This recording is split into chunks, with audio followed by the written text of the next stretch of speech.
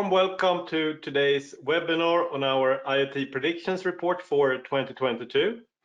I'm Cristoff Martin, I'm the CMO of Telenor Connexion, and today I'm representing Telenor IoT, which is Telenor's IoT offering for enterprises and public sector. With me is Bengt Nordström, who comes from Northstream, which is an Accenture company. Perhaps we could start this off with you saying a few words about yourself. Thank you, Cristoff, and thanks for inviting me to this webinar. So I'm Bengt Nordström then. I've been in the industry for many years, 20 years with Northstream, where I was co-founder and CEO. And then we were acquired by Accenture in 2019. So I've spent 2.5 years with Accenture as well. And I am currently Managing Director, Strategy Consulting with focus on communications, media and technology in the Nordics. And I can just add that I think Northstream was very focused on telecom clients, CSPs and network equipment vendors, investors in that side. And then to become part of the biggest enterprise IT company globally has been a very interesting experience. It's happening when sort of IT and telecom is converging in many aspects. So a lot of interesting experiences from that transaction. Perfect, and I think that's also why you bring so many good perspectives into this. So today we will talk about our IoT Predictions Report, and what we argue this year is that the pace of digitalization is increasing. The full report you can find on iot.telenor.com, and links to the report as well as a recording of this webinar will be shared to everyone that has registered. If you have questions, just add those into the webinar tool and we will try to answer all of these at the end of the call. But to kick this off, Bengt, I think this is our fourth report that we write together, or you write together with us. What are the biggest changes that you have seen compared to last year's work? Yes, it's a nice tradition we have, and it's a very interesting collaboration we do together. I think the biggest change here is the acceleration of digitalization globally, how strong that force is.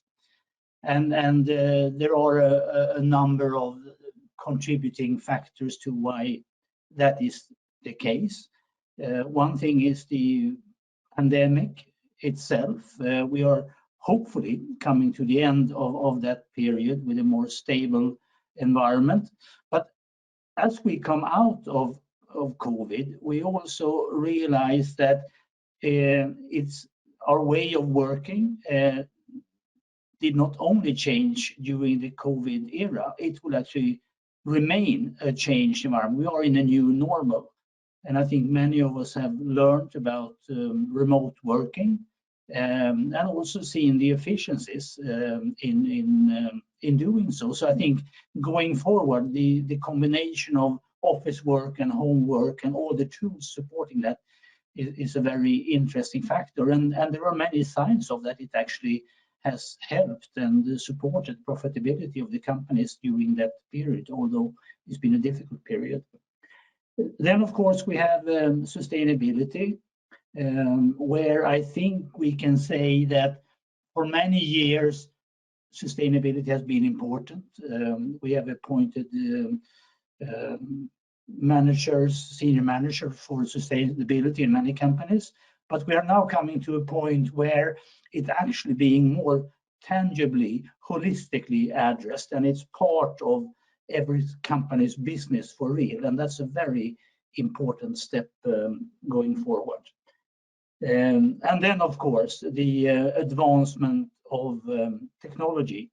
We have had all the cloud players have intensified their race between having the biggest footprint of data centers and thereby being able to offer cloud solutions to more companies. We have AI, we have automation, we have blockchain, and then, of course, not to forget, we have 5G.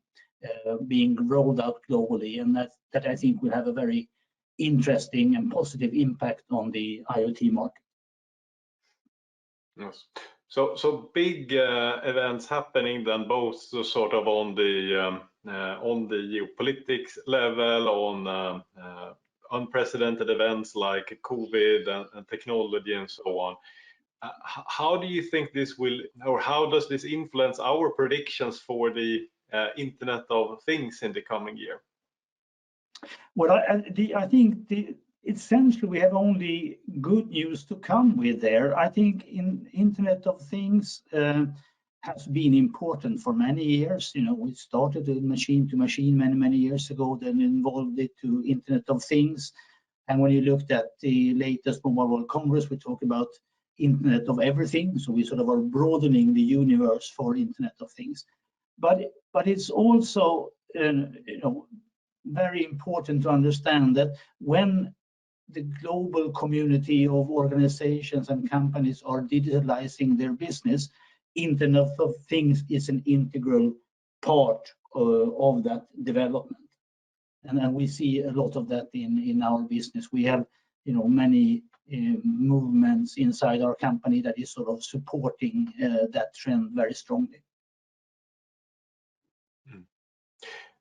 You mentioned before how sustainability has become a key part of corporate agendas, or have been important for some time, but it's just increasing in importance and becoming more tangible. You have some examples of successful examples of transformations coming out of that trend. Yes, we have in the report mentioned Anticimex, which is a very interesting case, but also a fairly typical case. A company that has been around for almost 100 years in the pest control space. Everything around pest control has been handled manually. The traps, how to load them, how do they charge them, working quite well. But with the arrival of IoT, with the arrival of more advanced mobile networks, sensor techniques and everything, it has been possible for them to automate that process. So with sensors, they can, on time basically see when it's time to take an action on a trap and when to load the trap again, and all the handling around that. And it's beneficial for their customers, and it's beneficial for the environment. You use less toxics when you have an automated process. You become much smarter about when to take actions and what the problems really are. And I think that's just one example. Many companies have made that journey. We were all hardware companies 20 years ago. Then we became software companies, 10, 15 years ago. And now we are all evolving to becoming as a service companies. So Anticimex is one example, but we have many other cases as well in our portfolio where this trend is very noticeable. So as the digitalization is hitting all industries, you mentioned there even pest control is becoming an as a service. What recommendation would you give in general for enterprises, given if this trend is accelerating even more? That's a super good question, Cristoff. I think has many answers, but I will highlight a few of them. I think first of all, I'd like to say that digitalization has to be approached holistically in a company. I think there are many companies, when you look over the last few years, they have delegated digitalization to the IT department, for instance, and it sort of gets stuck there. It doesn't become a holistic approach throughout. And more we see the appreciation for that. You have to look at this in a holistic fashion. It involves HR, finance, operation, sales, engineering, all aspects of a company need to be involved when you are embarking on a digitalization journey. And many times when we say this, what we really mean is that you like to become a data-driven company. The success cases in this industry shows that when you have that approach, that you like to use data to run your business smarter, you like to use data to understand what your customer requirements are, you like to address problems before customers are leaving you, you like to have input from the products you have supplied so you can design them better for the next release you are doing. All that is requiring that you have a data strategy, that you decide strategically which data sources am I going to use, and how do I use these data sources to run my business smarter and more effectively. So I'm really mentioning here the holistic approach companies need to take to make it successful. So don't recruit only a few data scientists and think that they will come with data to you. It's a much broader, holistic approach that is required. Definitely agree on that. But then there is also a technical side of things. How do you get this data together? And you mentioned the data architecture and so on. So talking of technology, how is Accenture adapting to the accelerating pace of digitalization? Well, we are. It's a massive effort.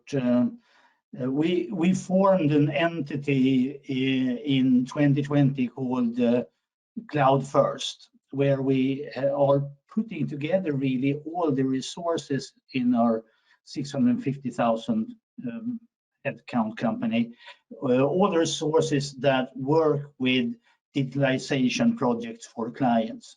And it's really about accelerating the journey for our clients to the cloud. And again, not for the purpose of moving to the cloud itself, but to become data-driven companies. And we are doing massive investments there, I think about $3 billion. So Cloud First is a very good example of how we are ramping up our efforts to support our enterprise clients in their digitalization journey. And the important thing in that is that I think one advantage we have in being one of the bigger global players is that you need so many different skills to be successful in digitalization. You need to master AI, automation, blockchain, security, cloud, and everything. So it takes a number of components put together to have a successful digitalization journey. And then for the part of digitalization that touches on IoT, one key component that of course is close to our hearts is the connectivity. And one big topic here for the last few years is 5G, that is becoming more and more of a reality in more and more countries. How do you recommend the enterprises to think about that? Well, I think the essence here is to, first of all, if you are making this journey as a company from hardware, software to as a service, the strategy normally entails that you put a number of sensors, other equipment in the products that you are manufacturing. These need to be connected wherever they land in the world. And that's why cellular IoT is so important. The good news there, I think, is that we have had a very strong period now of 4G deployment for the last 10 years. So generally, we have a very good global footprint of network coverage, where you can really benefit from the capabilities of 4G when you are designing your products. And then, of course, it's very important to work with players that can ensure that you have access wherever you land in the world. So that's one key parameter when you are an enterprise pursuing this. Then, of course, the good news, which we can talk more about, is 5G, the arrival of 5G. So if 4G is absolutely sufficiently good for embarking and launching something to really, tap into the potential of what 5G allows you to do once that is in place. And 5G is rolled out globally. It's happening right now in the Nordics in a massive scale. And I think that will have a very positive impact for the IoT business. Great. Then a final question from me. If you were working for some other enterprise than Accenture, and you wanted to explore how you can develop yourself based on digitalization, where would you start? Always start with business. Try to think of what business am I in?